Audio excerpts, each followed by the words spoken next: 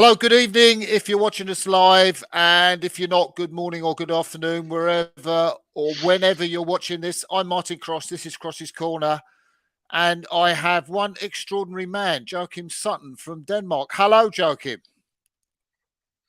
Hey, Martin. Appreciate you having me on here. Now I know we just started talking, and you're on training camp prior to the Europeans. So Yeah, whereabouts is that? we're in Austria right now. We're in Frögermark, which is it's kind of a usual place for the Danish national team. The Germans go here usually, the eight at least, prior to the World Ah. Championships. So yeah, kind of. I don't even know where in Austria it is. I think it's southern, but we'll be here for a couple more days, and then we go to Bled. Yeah. And how's your training been going today?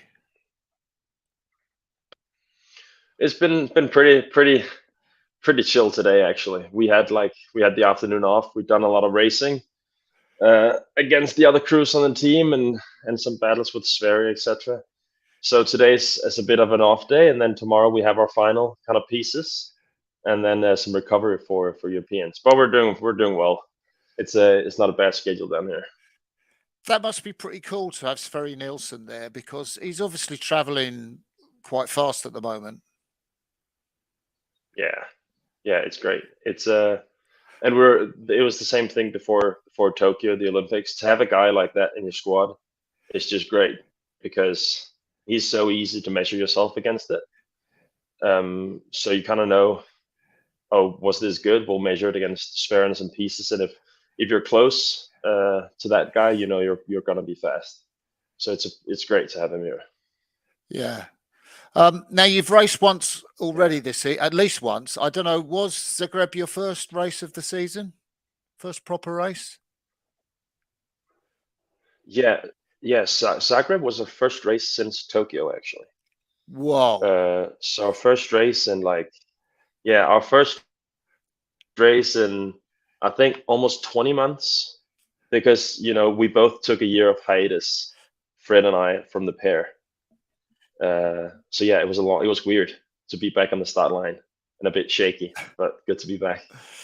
And how did you view that race and the result? You finished third behind the Swiss and the Spanish. How was that race and result for you? Yeah, no, it was a good result, a fine race, not the prettiest race in the world, and we kind of died off at the end. But I think from being back, it was a decent piece, I'd say, and yeah, just kind of dip our toes in the water again.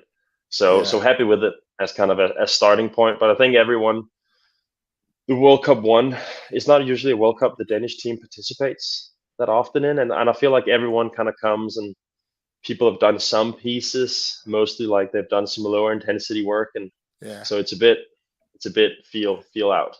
Yeah. Yeah.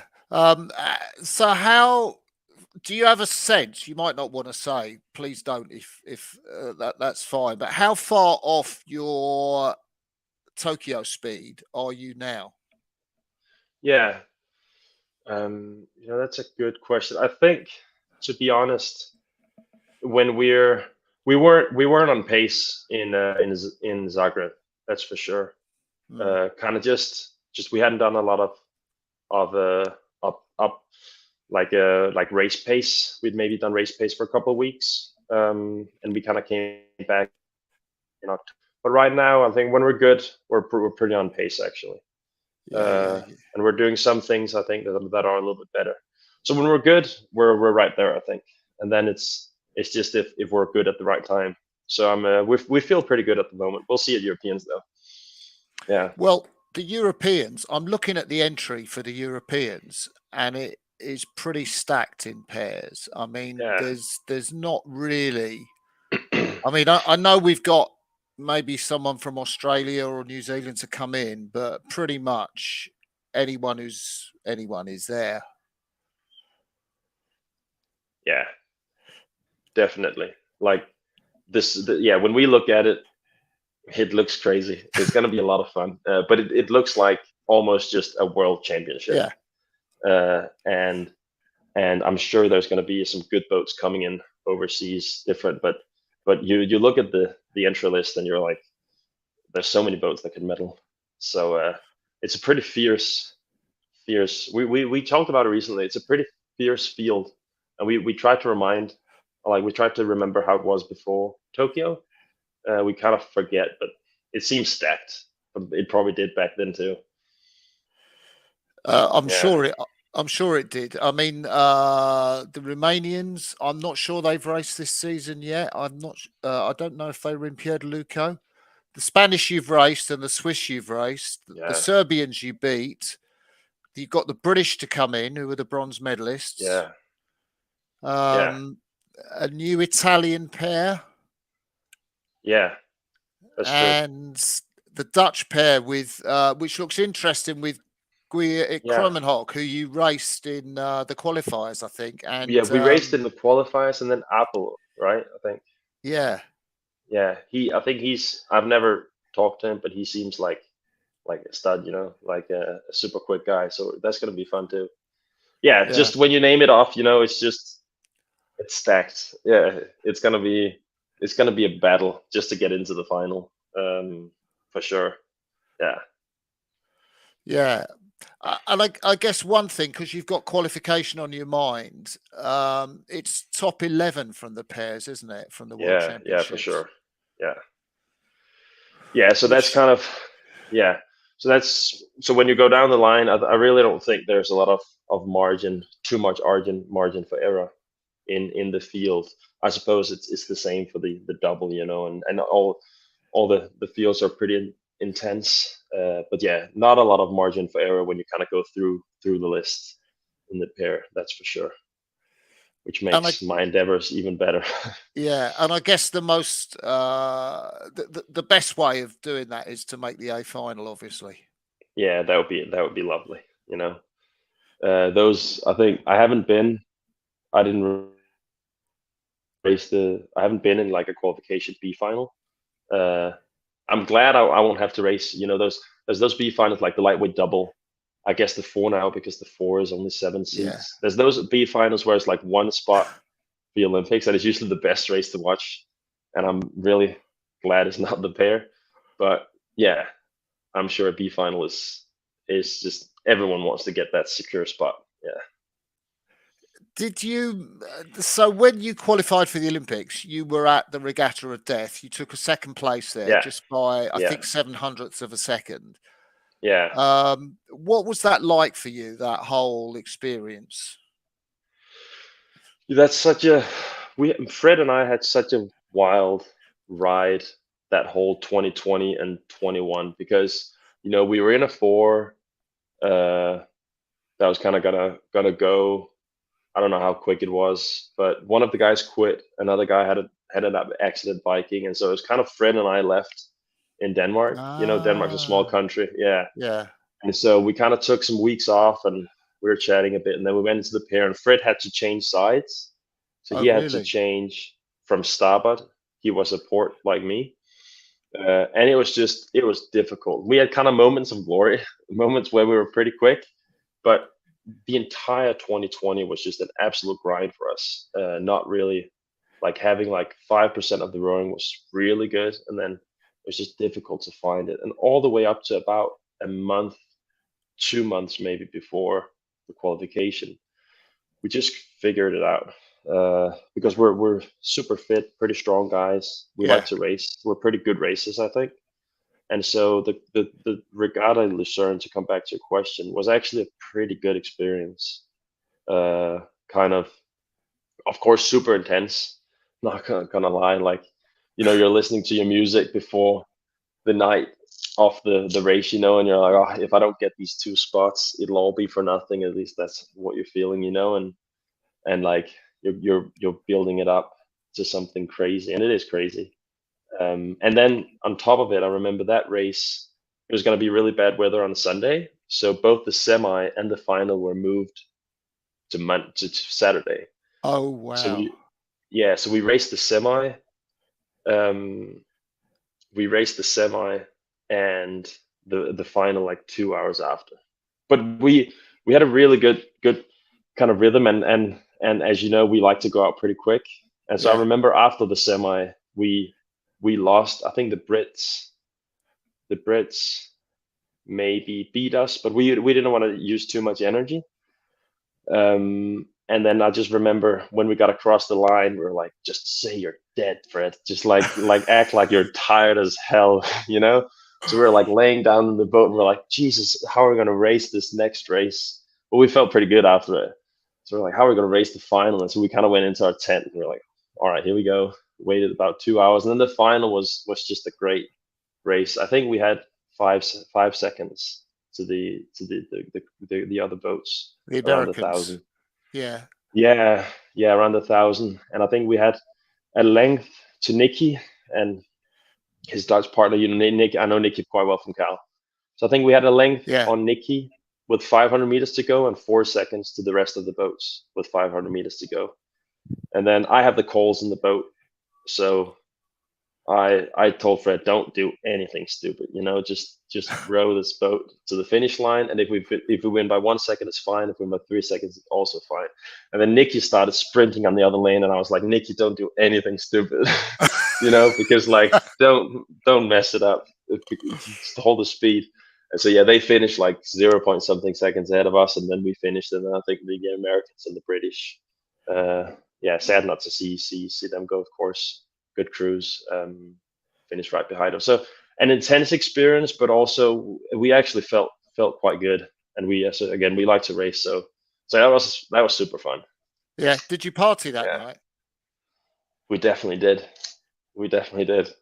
You know, yeah, I think for every crew qualifying through that regatta, it's just Jesus. It's such a confidence booster that you're able to race under those circumstances and do well, you know. And so I think I it's just my assumption, but I think the crews that qualify through that regatta, I assume they're pretty like, if you can deal with that, I think you can deal with a lot of things. And Yeah. so, of course, and just such a release, of course, like partying and get your drinks on and whatnot. But yeah, such a confidence booster to go through that. Wow. Yeah. So what was your Tokyo experience? I mean, it was obviously memorable. Yeah. I guess winning a medal would be at the top end of your expectations for going to Tokyo. Yeah. Yeah, for sure. Our Tokyo experience was also, like, we're both pretty, I mean, Fred would probably say I'm a super intense asshole or whatever, you know. But on land, like that's more in the boat. But on land, we're both pretty chill guys. And so our whole stay in Japan, we were there for 6 weeks or something like that. Really? I think we're in Japan. We were the second. Uh, we were like the second like team out of every Olympic team that got there to Japan. Oh wow. Where'd you train? Yeah, in Ogata. Shout out to Ogata. Yeah. It's like a tiny little village up in northern Japan. And what was the water Um, like? oh, it's beautiful. It's just this like a bunch of different rice fields with like one main channel supplying the rice fields with water, and it was just dead quiet, super calm water, 4 weeks straight.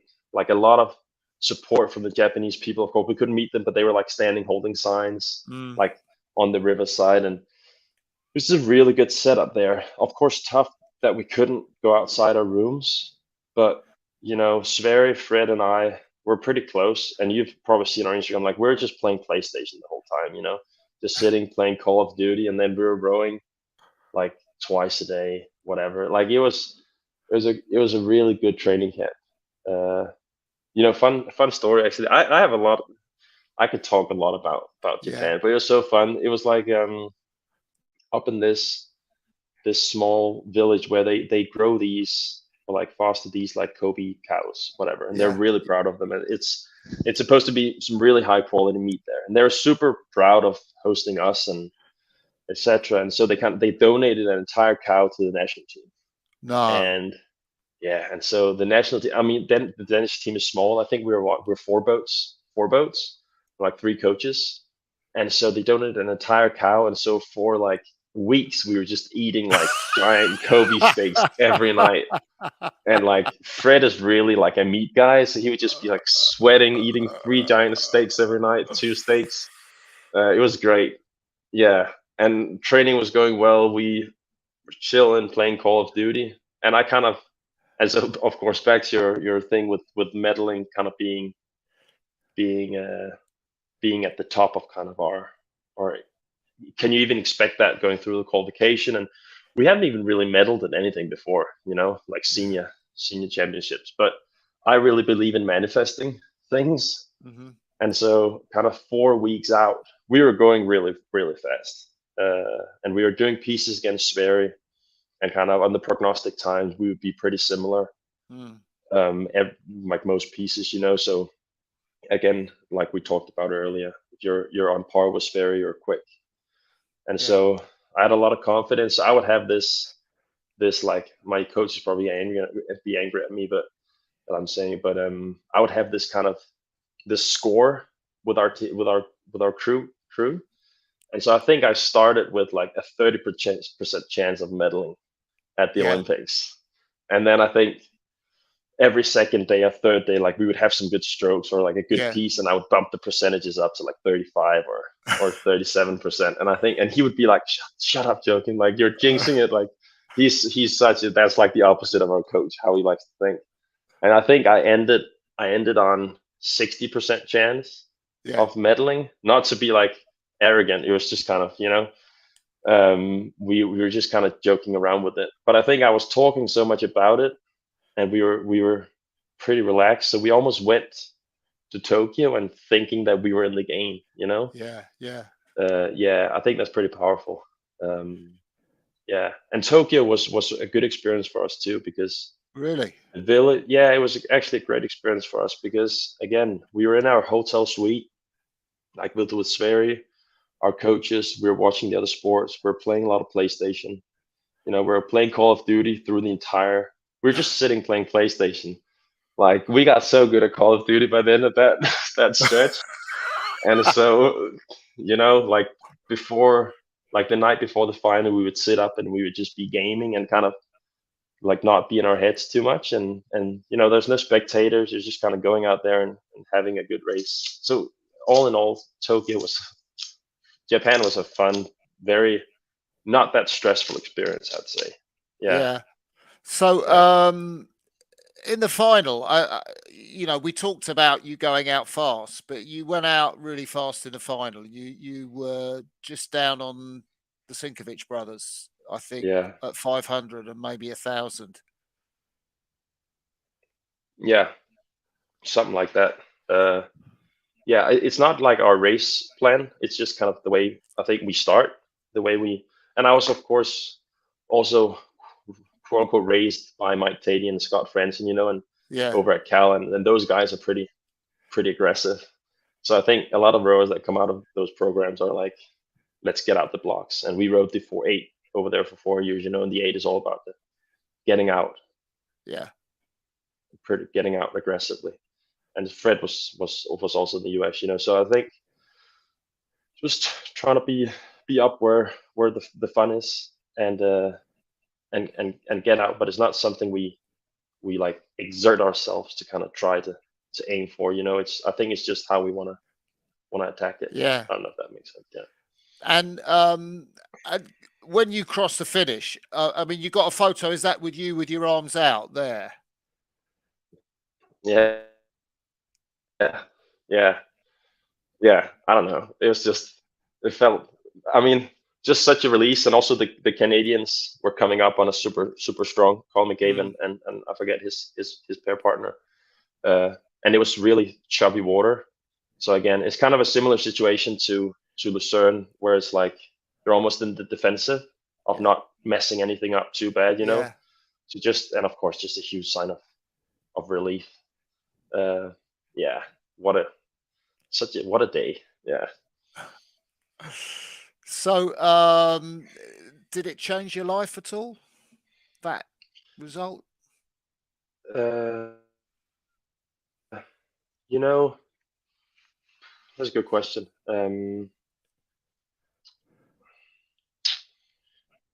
I don't know. Like, of course, it changes the perception of how people might see you a bit. I'd say, like, I finished my thesis straight after, my masters, straight after, and of course there comes some opportunities with having that stamp. Yeah. But I think most importantly, just like I think for myself, I had some pretty frustrating years, like on the Danish team, like it's not a very big team, Yeah. and I think coming from Berkeley, where there's so many good guys, like Martin, I just rode in a pair with, Mm. in Zagreb or against. He was there. Nata, like there's so many good guys who also went to the Olympics, Nikki and etc. etc. And I think those 4 years over there, I was very competitive with those guys. We were banging each other up Yeah. every day. But I didn't really have that international success, or something that you can like hold and be like, Yeah. oh, the things I'm thinking about myself, they're actually true. Like you Mm. don't have kind of proof for it, but Yeah. even though you're thinking this is who I am or this is what I'm capable of. And so I think getting that results, even just qualifying for the Olympics, was just such a like, oh, these things that I want to be thinking about myself or how I perceive myself. And not that you necessarily, I think, need proof for it, but it's definitely nice to have it, if that makes sense. So I think that was the biggest thing Yeah. uh, for me. Yeah. Would you be rowing across the Pacific if you had won a bronze medal? No. Uh, because if I hadn't won that bronze medal, I wouldn't have taken uh, my year of hiatus, I think. Yeah. Because when Fred and I won our bronze in Tokyo, I needed kind of 6 months in like finishing up my thesis in a master's program, and I've been to Cal, of course, and I was pretty keen on kind of going out and doing something in like the world of business or whatever, Yeah. corporate. I was interested in that world for sure. And so I just went straight home, took a couple weeks off, and then I wrote my thesis, and then I started working. Um, and I previously done some work in some consulting stuff, etc. And yeah, I was just interested in what that could Mm. bring. Uh, and it's then this ocean project kind of came up because I was doing like a little bit of coaching, just fun on the side, down at this gym where it's pretty common actually that people go out and do these rows. And then I thought I felt good with myself, I felt Yeah. good with my quote unquote career and what I achieved. So I felt good about moving on to something else. Um, and then so I agreed to the Pacific project, and there's some great guys that I'm doing it with, and yeah, just it was just the next thing, adventure kind of thing to conquer. And then Fred got a hold of me kind of a couple of months after and was like, you know what, I don't feel like we're finished. And also we discovered kind of we kind of figured out what to do technically, how to race, just those Ah. months before Tokyo. And so he was like, why don't we just also get to enjoy that and kind of also just build up? I don't think we've reached our potential. He was very, Mm. yeah, he was keen on taking it back. And at first I told him no, actually. I was like, nah, it's not going to be for me. I'm sorry. And then I think Fred was also out. He wanted to do it if I came back. Um, and then another 6 months went by, and corporate is not the most fun thing in the world. I was like, I was in an office, and then it also this idea came into my mind of of really trying to push something, like you read Yeah. about these, like you're British, like Ross Edgley or whatever, he just swam around Britain. You probably know Yeah. him or heard Yeah. about him. Not to put myself in that conversation, but just you read about people and they inspire you that they're doing something and oh, I didn't know you could do that, or oh, I hadn't thought about that. That's pretty sounds interesting.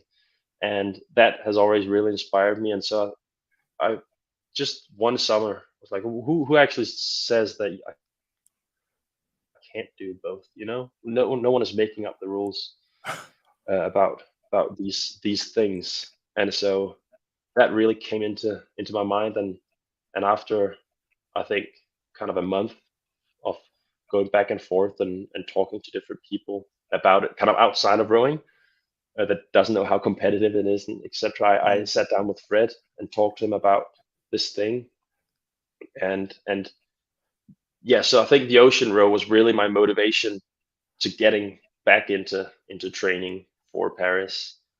So I'm not sure if if I would have come back to the sport without that. And to go back to your question, but if we hadn't won the bronze, I also don't think I would have had that security or kind of that, I did what I thought I was capable of, and so I would probably just continue training pretty straight after Tokyo.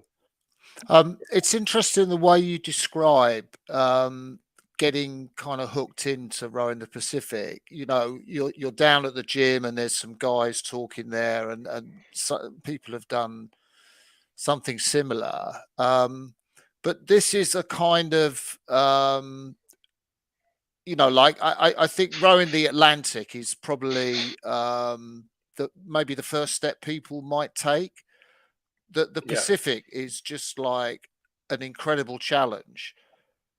I mean, how much do you understand the nature of the challenge that you're taking on?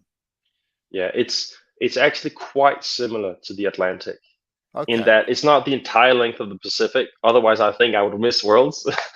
um, thank God. Uh, but it's just called the Pacific, but it's from California to Hawaii.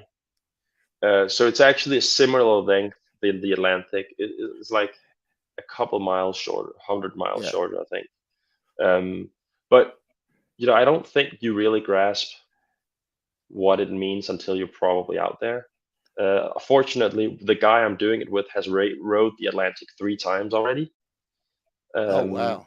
yeah, yeah, and I had two really good mates from university from Cal who just rowed the Atlantic also, who rowed it last winter, and so I'm having a lot of conversations with them about how their bodies felt, etc., to kind of understand the challenge more.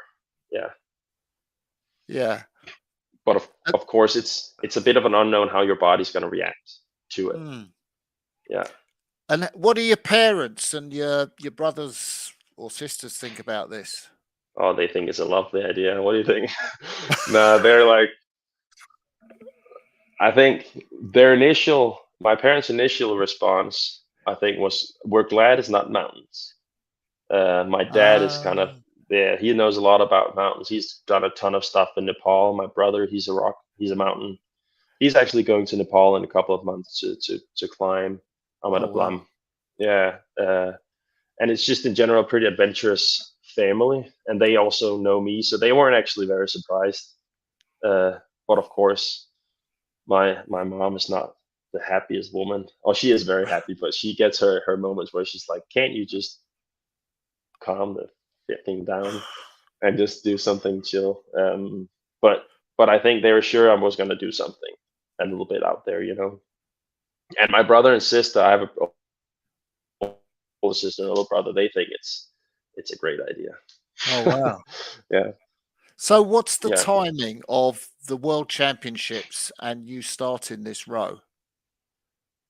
yeah. So the time frame is that. So we're gonna do Europeans next weekend, of course, Yeah. and um, then we come home Sunday, and then I'll leave for California on Thursday. So the 1st of June. So 3-4 days after Europeans, I'll go to California. I'll You're be there kidding. for yeah, yeah. I'll be there. I'll be in California in Monterey Bay, just south of Yeah. San Francisco. I'll be there for 11 days, Yeah. and I've kind of set it up. So one of my old mates from Berkeley, he's hooking me up with a Concept 2 bike and an erg, and I'm going to do a lot of volume for those 11 days and kind of prepping with the crew. Mm. And then all those boats, I think we're like 15, 16, 17 boats are setting off on the 12th. And it's the time frame, of course, is how long is the race is difficult because it really depends on the weather. If it's fast conditions, if it's slow, it can vary, I think, with maybe 10 days or so. It would be really nice if it was 30 days. I'd like that. But I think about 4 weeks. 4 weeks. That's my goal. 4 weeks, 30 Yeah. days, which means I'll land on Hawaii on around the 10th of July, which will be just shy of 2 months before Worlds. Lucerne And time. yeah, just about Lucerne time. Perfect.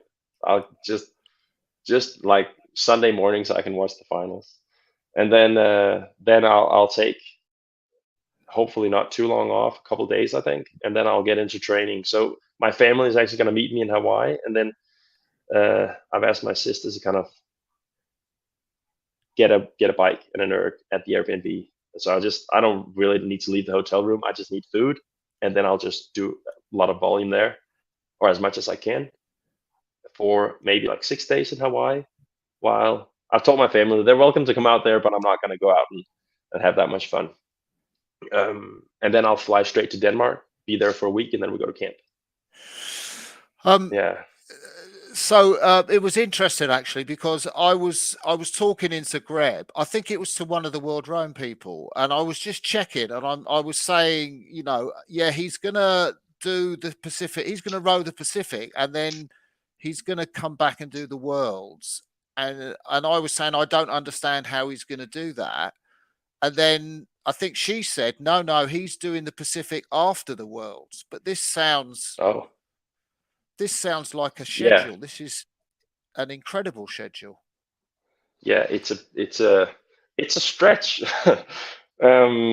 Yeah, but it definitely it's a lot, but I think it's mostly a lot when it depends on how the body feels and how if you're losing weight, if you're losing muscle mass. And I've had a lot of course, thought into this. How much do you need to eat, and how many calories Mm. to kind of sustain your muscle mass, and what kind of course you'll be rowing a ton of hours every day. What kind of exercises will you be doing on the boat to kind of keep whatever you have, etc., etc.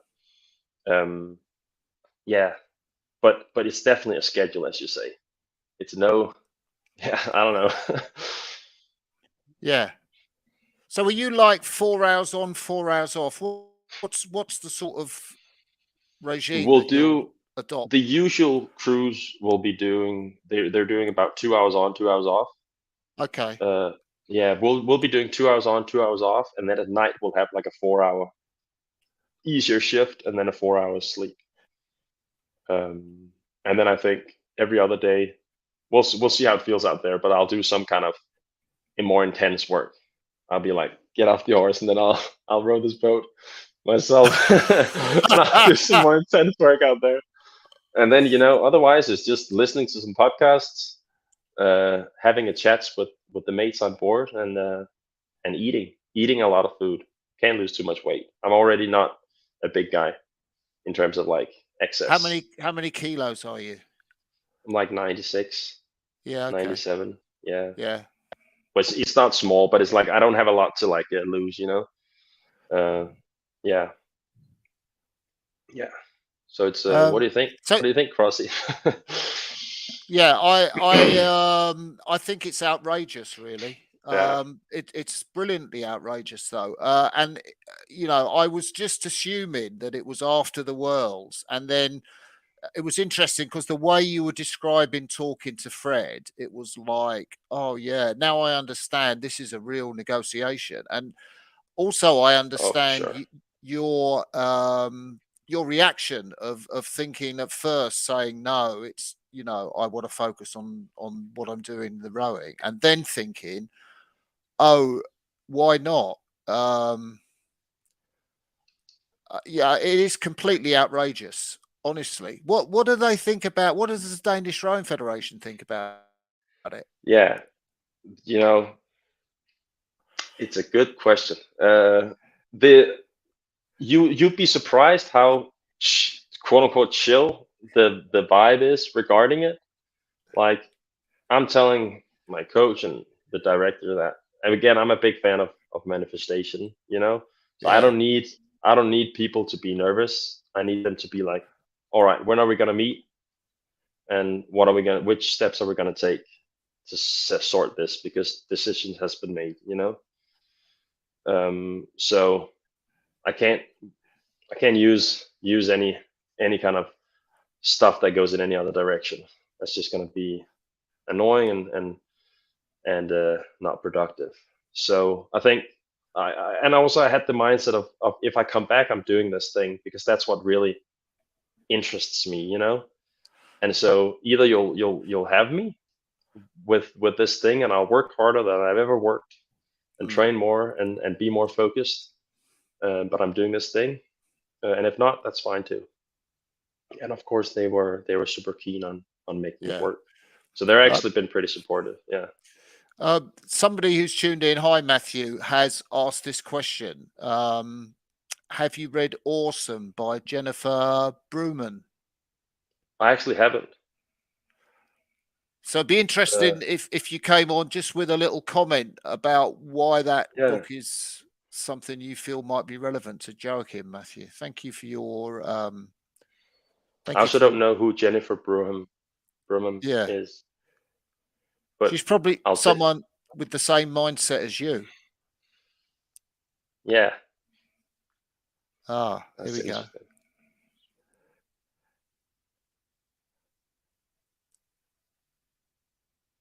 Loads of gunnies. Guinness? Hey, Gunnies? Matthew, by the way, what's gunnies? Before they set off. That might be, yeah. It's interesting. He's listening to you talking about losing body mass, I guess, and thinking, yeah, that was a kind of strategy. So, are you rowing in a pair or a four? A four. Yeah. Yeah. Yeah, a four. So, but to come gunnies, is that like gummy bears? Yeah. What's a stone, by the way? Is this how a stone beer is 14 pounds? That's like about what would that be? 2 Oh, that's pounds like in 6 a kilo. kilos. Yeah, 6-7 kilos. Yeah, 6-7 no, kilos. It's beer. It's Guinness. He meant Guinness. Oh, I'll have a few of those. Sure. Keep on the weight, like a little meal within a meal. Yeah. But yeah, to come back to your question, they've been super supportive, or maybe not supportive, but at least understanding. And I think Fred is like super supportive. Fred doesn't have a worry in the world. Yeah, I think I've talked to him about my plans and how I intend to execute them, and he has his stuff that he's going to do while I'm away, and we thoroughly believe that it will happen. Yeah. And if it doesn't, then we'll take it from there. Yeah. What's he going to do? Is he going to be in the single? Is he going to row with somebody else, or how's he going to train? He's going to be on the erg and the bike, actually. So yeah, how Fred and I train, well, we actually don't row that much.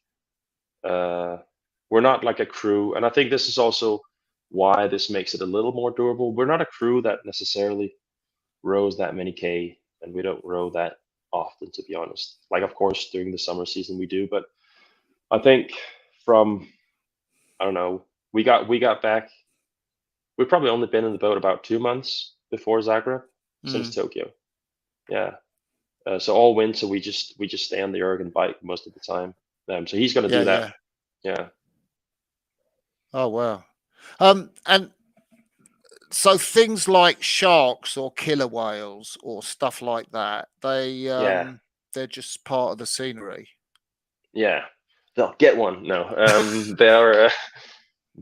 yeah. I think they're just part of the scenery, and I'm sure we'll see some. I hope we'll see some. I just saw a video today outside of Monterey Bay of like 2 whales and 2 killer whales trying to do some stuff with them, some hunting, whatnot. But I don't think like that's the immediate thought people go to. What about the sharks, etc., stuff like that? But that's honestly the least of my worries. My only worry almost is how's the body going to be, and how much food can I eat? Yeah. So, and is your aim in this 4 to win the Pacific race. Yeah, it's a difficult one. We definitely want to win the race. Mm, We definitely do, but it's such a different kind of competition because you're out on a big ocean, you know, and so this crew here, that's like 300 miles from this other crew, might have great currents and a completely different wind mm, and waves, and so you might be doing all the right things, but your luck is just not there, you know. And so we definitely want to win, but more so we want to focus, I think, on the routines mm, of what is a winning routine, you know, kind of the same with rowing. What is a winning routine? What do we have to do in order to be as optimal and as efficient as possible and stick to that? And if it's great, it's great. And if we win, we definitely win. And if the weather gods or whatever doesn't want that to happen, it won't. Yeah. yeah. Yeah, that is incredible. Talk to me a bit about going to Cal and the experience there of being coached by Mike Tatey and Yeah. Scott Fransden. Cal was just such a great time. I came in what 18, 19 years old. I've been to Mm, like one juniors, maybe two, one U23s, done horribly, and came over there, and I had no idea what I had gotten myself into because I think I was maybe the first guy, like male rower from Denmark, who went to the US actually. oh, really? Um, and there had been a couple of women. I wasn't in that much contact with them, so I didn't know anyone who had gone to the US prior to me. Mm, And so I thought I'd watch some videos. I thought California sounded great. And I came over there like, all right, what's going to happen here? And it was just also coming from Denmark, which is like we have so few rowers here, especially heavyweights. It's getting more heavyweights, you know, but coming into a program of like 60 guys and so much going on, and that was that was a wild kind of change and shift. And I just remember the first years coaching by Mike. Like I have a lot of just respect and love for Mike. yeah. But we've definitely also had, or I haven't. He's definitely had like his clashes with me, especially my first year. You know, I came over like I wasn't any prospect, whatever, whatnot. And I really remember I broke two ribs my first year. I broke one rib in the fall, rowing starboard side, and then I switched Yeah. to port side in the spring, broke another rib. I was kind of a scrawny freshman and didn't erg at all. Mike doesn't appreciate when you don't erg usually, you Oh, know? really? Why didn't you Yeah, erg? because I had broken ribs. Oh, of course. Uh, Yeah. Yeah. yeah, yeah, Yeah. yeah, yeah. It was such a grind.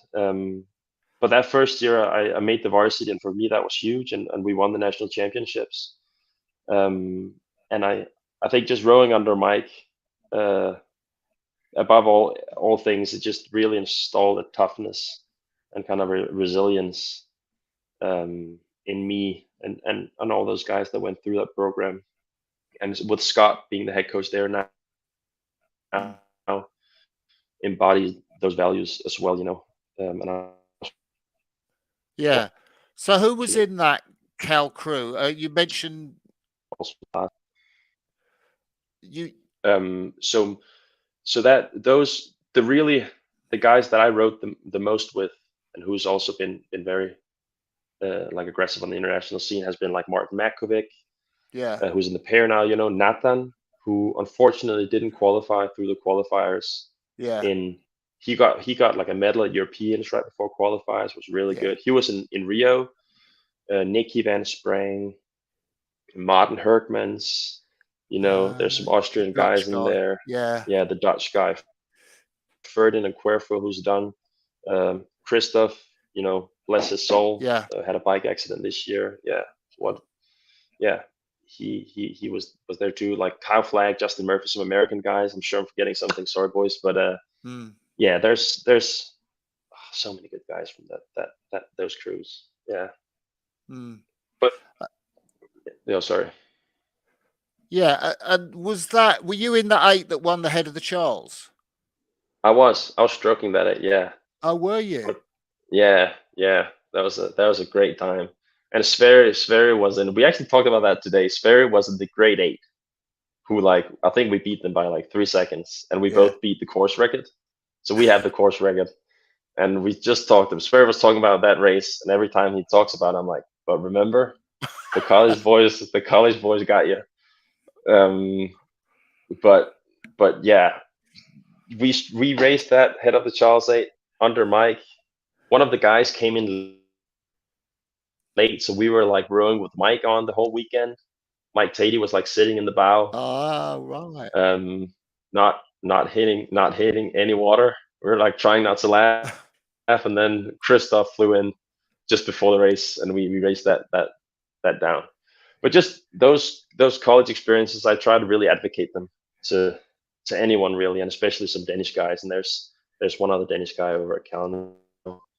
Just it's so fun. You get to race so much, especially coming from a small country, getting used to grinding, getting used to just beating each other up. You know, a lot of Yeah. fuel racing, getting education at the same time. That was the best thing that ever happened to me. That was Wow. going to Cal for sure. I'm just wondering what your time in rowing might have been like if you hadn't have gone to Cal and if you'd have maybe gone to university in Denmark. Yeah, I think about that sometimes too. And honestly, I don't know if I would have rowed because I wasn't that engaged with it because the heavyweight scene was so small at the time. There's very few guys. It's difficult to study in Denmark while rowing. Mm. At least I feel like it's easier now, but the systems aren't integrated at all. You know, so like you're a student and then you're on the national team, and those it's difficult to juggle. I feel like, and there's more younger guys now, but during my time back in like what 2015, Mm. 16, yeah, it would have been such a different experience. I'm not sure if what that would have led to. Yeah. Yeah. Um, how does Denmark manage? Because I remember a presentation by I think it was Thomas Poulsen at a World Rowing Coaches Conference, and he was kind of saying there are just like 250 rowers in Denmark, and that's it. You know, maximum. Yeah, like of all the people, not even. And I think on the national team, we we're gonna be 3 boats racing on the men's side, uh, and a lightweight boat on the men's side, so 4 boats in total. 2 doubles, a pair, and a single. You know, Yeah. it's definitely. I think we got a new sports director who's really trying to get more people to stay in the sport, but it's such a difficult system because the mass is just not there, and you know, I feel like in those big programs, also at Cal, why I really improved a lot when I went to Cal because I got in a big boat and I got to row with people that were a lot better than me. Yeah. And so I think maybe sort of on the men's side, I don't know if you can call it the flagship boats or whatever, is Sverre and Fred and I, who's been in a lot of international competitions, etc. We're not rowing with anyone else than us, you know. Yeah. It's not like you're in a 4 and then you get one new guy in and you're kind of teaching him or Mm. her the ropes, or 2 guys in and you kind of have that rotation. We don't really have that in the same way, so Mm. it's super difficult to develop. I think it's a lot on the athlete's own shoulders, or yeah. Yeah. Well, because Denmark had a women's 8 last year, I think, in the Europeans. Yeah, they What's did. happened to that crew? So that was actually because all the girls, if I remember correctly, all the girls from the 4 jumped into the 8, Yeah. and that was the only way they could have made that 8 really. Mm. Um, and so there's on the women's side, there really aren't enough to have a fully stacked deck. They have their 4 just going well, and then they have a pair that they're kind of trying to get up and running, but not so much besides that. There's some singles, the fee in the single right now also. Mm. But that 8 crew was really just because the 4 were like, let's row the 8 too. Yeah. Yeah. Yeah. Yeah. Um, So one of the things I wanted to ask you, so presumably you were recruited from Cal. So did they spot you at the World Junior Championships, or did they know something about you beforehand, or did you make an approach to them before? Yeah, I wasn't recruited at all because, as I said, I did terrible at U23s and my juniors. So I had like a decent 2K, um, and I just went into different kind of schools and were looking, and oh, there's some Harvard. I've heard that name before. I hadn't heard that Yeah. much about Berkeley, but again, it was in California. I didn't know any guys there. California sounded really nice. I emailed Mike. He was the head coach. So No. I just emailed Mike and said, "Hey Mike, this is Joachim. This is my 2K. I'm a Danish guy, and I would love to maybe come and row for you guys and like have an education." And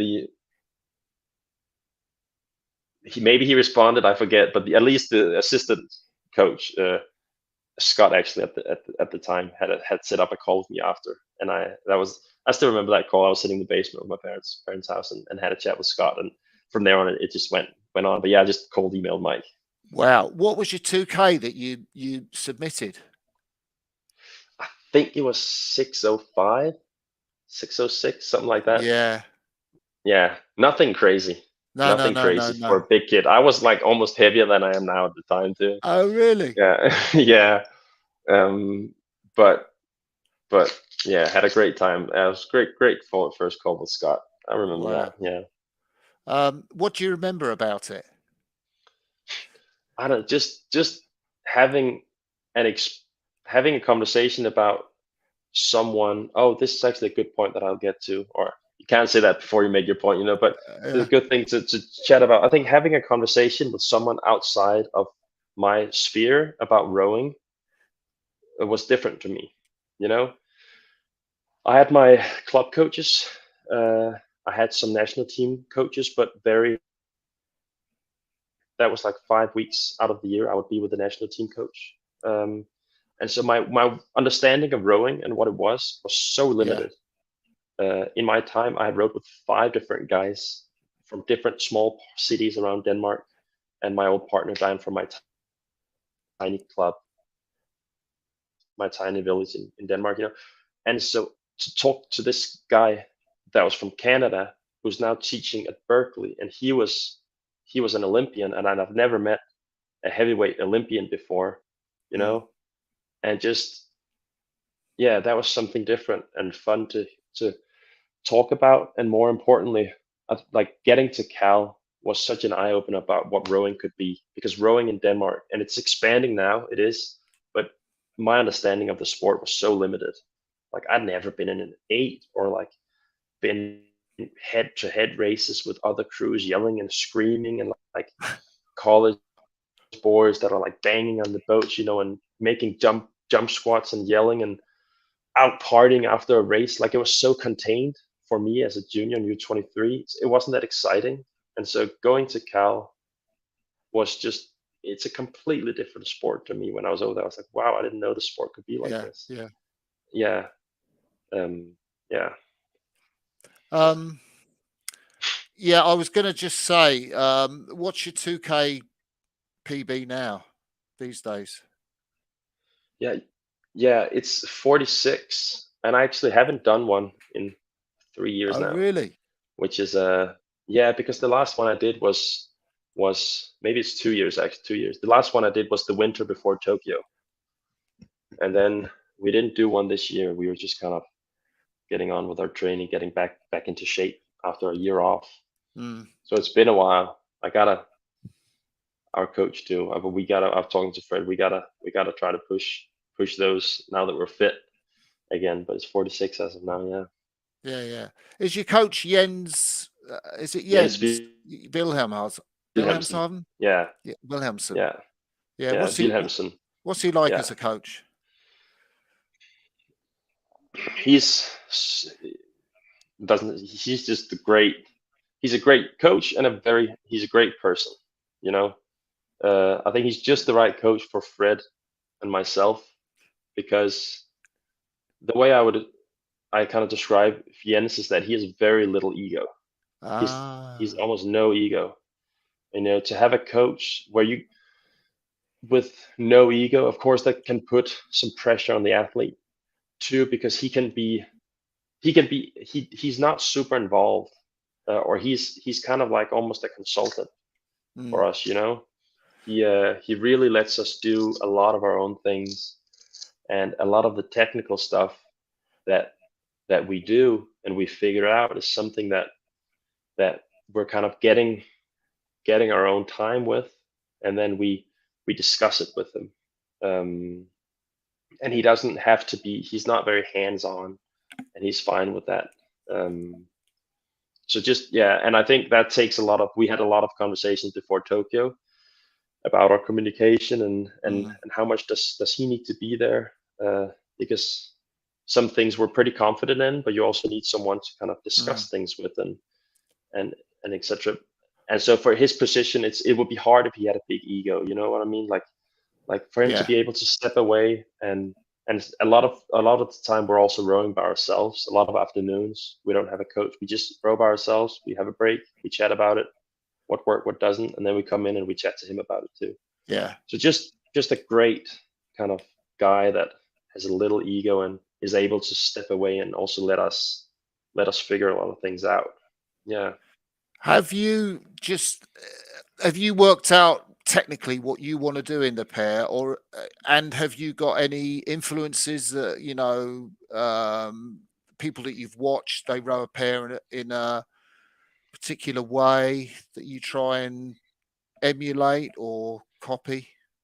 Yeah, for sure. I think it's such an easy, like, oh, the Kiwi pair, of course. um, you know who wouldn't? But in all honesty, like we really emphasize the front end in our stroke, you know and really try to move our seat, and be super relaxed in our shoulders before we even catch the water. Mm. So we kind of have that oof, punchy. We have a very punchy rhythm, I'd say. Mm. A very dynamic rhythm, not even that long on the slide, but very very dynamic. And we look a lot about to those guys, how they drove it, off the front end, Mm. and then we try to hang on our limited physiques compared to those guys, and probably also our limited minds. But yeah, those guys are just, I feel like, the blueprint, and really how we want to, especially the front end, how we want to do our things. Yeah. Yeah. I, I Yeah. was I was going to ask you. I was trying to work out, looking at some of the races you've had.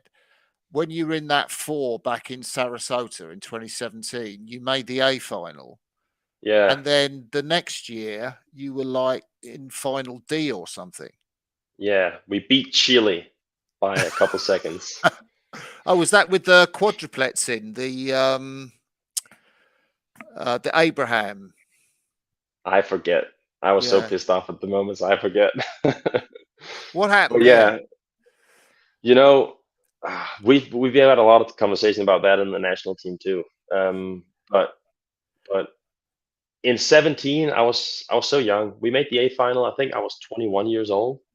It was my Wow. first world championship, and we had Brian. Do you know Brian from Australia? I forget his last name. Richardson. Yeah, Brian Richardson. Shout out to Brian Richardson. Uh, Yeah. yeah, he's a great guy. But but there was three. They're not rowing anymore, but three guys: Tobias, Stefan, and Tura. And I was stroking the boat, and I kind of was put in stroke, and Brian said, "Follow this guy and Joachim go crazy." That was almost the way it went. And I was like young, I was in Cal, and I just went as hard as I possibly could, and it actually worked out pretty well. We did some Yeah. pretty fast times there, and we had rowed together, I think, for like a month time, because I just came back from Cal, Yeah. and rowed in Denmark over the summer. And the following year, we tried switching the lineup around, and also did some different stuff technically. But I was in the middle of the boat, and Mm. Tobias is stud though. But Tobias was stroking. He's a really good rower. I think maybe the other guys switched seats too. And I had a really, I think, looking back at it, maybe I messed it up a little bit. But I had a really difficult time kind of being okay following. Like I would kind of would start racing and we'd be 500 meters in and I would be like, let's fucking push, guys, and I would probably like split the whole thing wide open, you know. And so it was, yeah, it was not like a good setup for us. I felt way more free in stroke seat Yeah. for sure. Yeah, and the following year after that too, actually, being in that one seat with another good guy, he's also stud Bastian from the team here in the pair. I also felt kind of, Bastian. yeah, Bastian, yeah. Also felt like he's also super strong, but I also felt just kind of locked in that one seat. Yeah. Didn't feel good. Um, and then again, Fred and I switched around, of course, and it worked. Yeah, Mm. yeah. Hence to the stuff I was talking about, kind of not feeling like you really were living up to your potential, you know, with those results. Yeah, Yeah. So after this incredible year, I can't imagine you just going to work and that's it, like corporate life.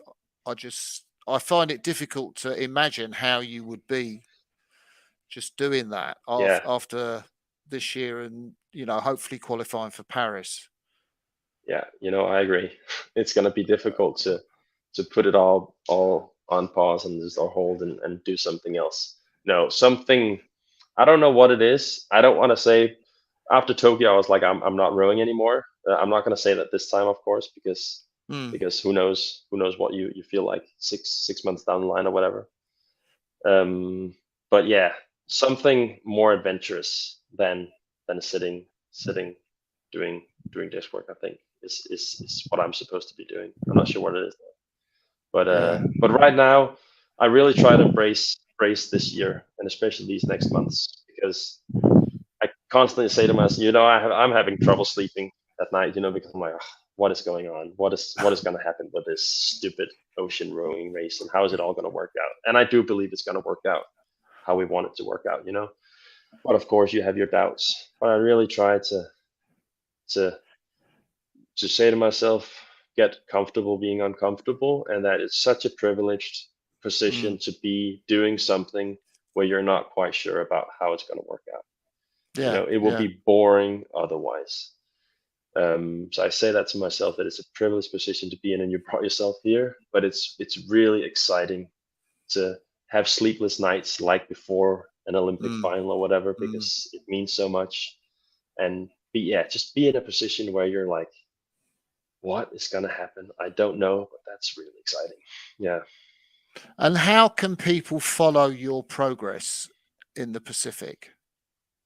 I think my Instagram is the best thing, and I'm not the biggest shark on Instagram to say the least. Uh, but I have a lot of people back home being like, you gotta step up your game because we would like to follow it. So I'll definitely do like videos and some updates, and just in general try to have fun with sharing like some experiences from out there.